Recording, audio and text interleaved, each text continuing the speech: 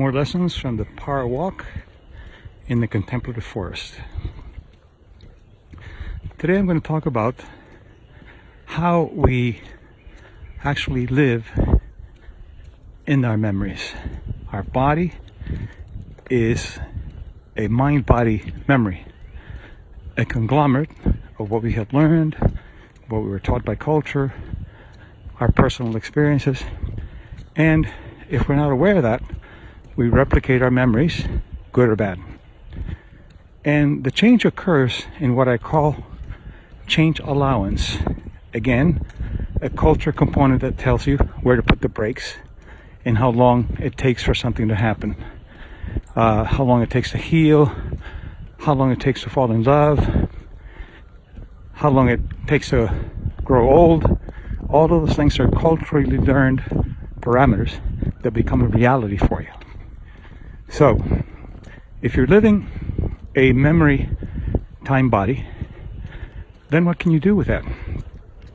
You begin to move into what I call the future present, which is the creation of a new reality, and you have to live it. You can't do it up in your head. A new reality based on some new infrastructure that you're creating. And for example, 100 years ago, people had appendicitis and it was terminal. They would die. 40 years ago, they did surgery, but a huge incision, and you'd spend a week in the hospital. Now, you have appendicitis and have a small incision, you might spend a day or two in the hospital. So is it time, or is it what you do with time? Time is an affordance.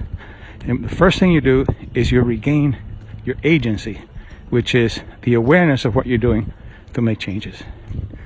So if time is an allowance that you create, and a cultural construct that you create to let you know how long you have to be in a particular space for things to happen, then you can begin to create that future present, the future present mind body, and move from the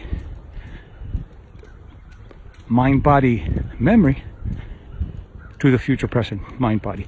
And you have to live it as if you do an as if reality. And gradually what will happen is you will notice that you begin to see changes, but be aware that if you go beyond the change allowance that you were taught, you feel like there's a break going on and stopping you. And some people say, oh, this has to be self-sabotage. No, it's a change allowance. So as you learn to move forward with the change allowances, which I'll teach in another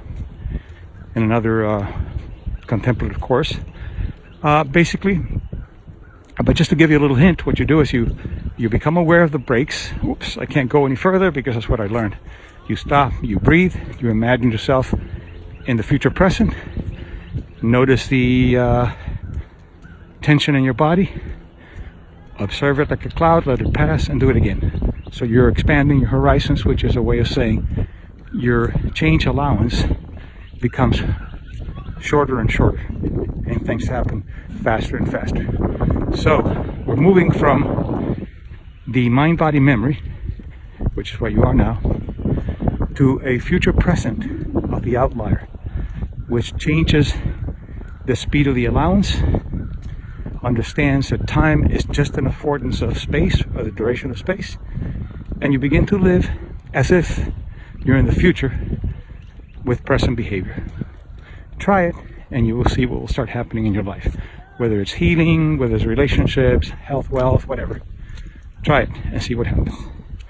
And I will have more to say on this. I'm preparing a course, actually, a course online to teach this, but these are just excerpts from what you can expect.